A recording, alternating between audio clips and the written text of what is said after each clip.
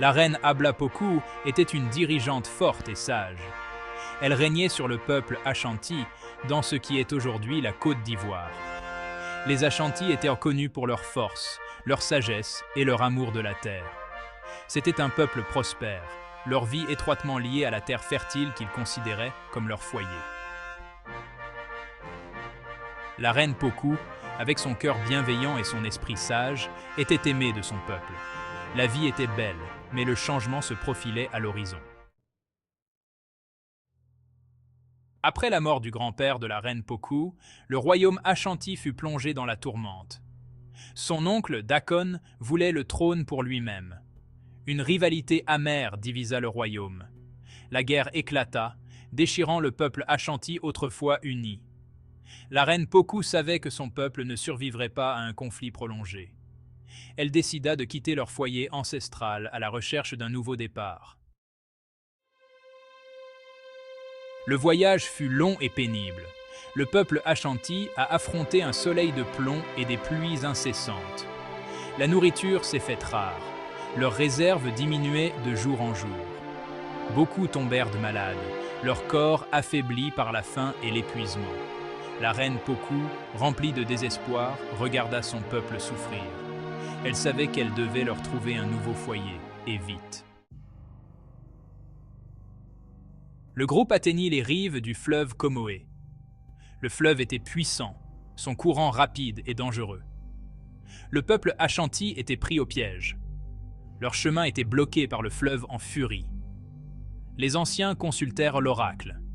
Les esprits exigèrent un prix élevé pour un passage sûr, le sacrifice de ce que la reine avait de plus précieux.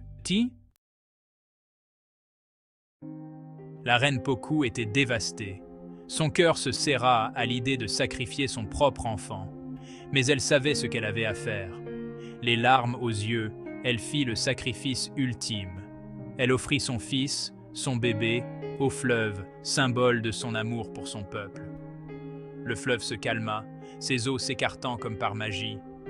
Le peuple Ashanti était émerveillé. Ils purent traverser sains et saufs de l'autre côté. Le sacrifice de la reine Poku témoignait de son amour et de son leadership. Elle avait tout abandonné pour son peuple. Son acte désintéressé leur a donné une chance d'une nouvelle vie. Ils n'oublieraient jamais son courage. Sa mémoire vivrait dans leur cœur. Le peuple Ashanti atteignit enfin une terre fertile. Ils l'appelèrent Azante, qui signifie « à cause de la guerre ». C'était une terre de paix et d'abondance. Les Ashanti prospérèrent dans leur nouveau foyer. Ils construisirent un nouveau royaume, fort et prospère. Ils honorèrent la mémoire de la reine Poku. Elle devint un symbole de leur résilience. Son histoire nous rappelle que même dans les moments les plus sombres, l'espoir et le courage peuvent triompher. L'histoire de la reine Ablapoku est celle d'un sacrifice extraordinaire. C'est une histoire qui continue d'inspirer les gens du monde entier. Son héritage nous rappelle que les vrais leaders font passer les besoins de leur peuple avant les leurs. L'histoire de la reine Poku témoigne du pouvoir de l'amour, du courage et du sacrifice.